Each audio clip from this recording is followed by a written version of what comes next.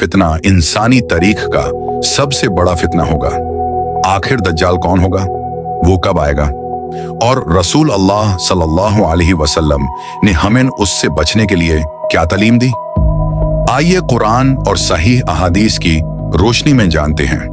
दज्जाल का जिक्र कुरान में नाम के साथ नहीं आता, लेकिन उसके फितने के बारे में रसूल अल्लाह सल्लल्लाहु अलैहि वसल्लम ने बहुत सी सहीह अहादीस में हमें आगाह फरमाया है। आप सल्लल्लाहु अलैहि वसल्लम ने इरशाद फरमाया कि हजरत आदम अलैहिस्सलाम से क़यामत तक दज्जाल से बड़ा कोई फितना नहीं होगा। दज्जाल एक इंसान होगा। अहादीस के मुताबिक उसकी एक आंख में ऐब होगा और उसके माथे पर काफिर लिखा होगा, जिसे हर मोमिन अल्लाह के हुक्म से पहचान लेगा। वो लोगों को धोखा देने की कोशिश करेगा और अपने आप को बहुत बड़ा दिखाने की कोशिश करेगा। इस वक्त दुनिया में बहुत से लोग इसके फितने में आ जाएंगे। इसलिए रसूल अल्लाह सल्लल्लाहु अलैहि वसल्लम ने हमें पहले ही होशियार कर दिया था कि अपना ईमान मजबूत रखो और अल्लाह ताली से हदायत मांगते रहो। हर नबी ने अपनी उम्मत को दज्जाल के फितने से होशियार किया। रसूल अल्लाह सल्लल्लाहु अलैहि वसल्लम ने भी अपनी उम्मत को बार बार इस फितने से बचने की तलकीन फरमाई। इससे हमें अंदाजा होता है कि दज्जाल का फितना कितना बड़ा होगा।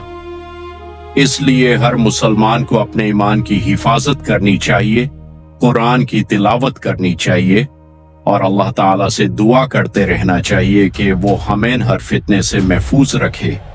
लेकिन एक अहम बात याद रखिए, दज्जाल का फितना सिर्फ गैर मामूली कुव्वत या अजीब वाक़ियात की वजह से नहीं होगा, बल्कि इसलिए भी कि बहुत से लोग हक और बातिल में फर्क करना भूल जाएंगे।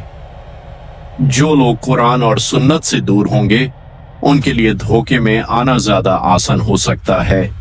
इसीलिए हर मुसलमान को चाहिए कि वो अपना ताल्लुक कुरान मजीद से मजबूत रखे, नमाजों की पाबंदी करे और अल्लाह ताला से हमेशा हिदायत और इस्तिकामत की दुआ मांगता रहे। ईमान की मजबूती ही हर फितने से बचने का सबसे बड़ा जरिया है।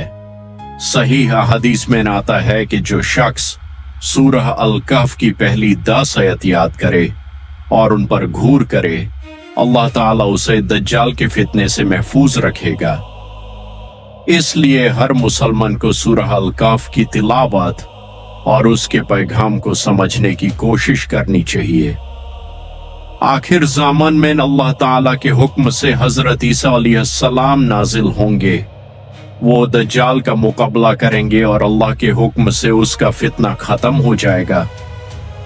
इसके बाद दुनिया में कुछ अरसा अमन कायम होगा। इस वाक़या से हमें ये सबक मिलता है कि हमेशा कुरान और सुन्नत को मजबूती से पकड़े रखना चाहिए। किसी भी दावे या मुआज़े से मुतासिर होने के बजाय हमेशा सच और दलील को देखना चाहिए। अल्लाह ताला हम सबको दज्जाल के फितने और हर तरह के फितनों से महफूज रखे। आमीन। अगर आपको ये वीडियो पसंद आई हो तो लाइक करें, शेयर करें और हमारे चैनल MTB रोशनी को सब्सक्राइब करना ना भूलें।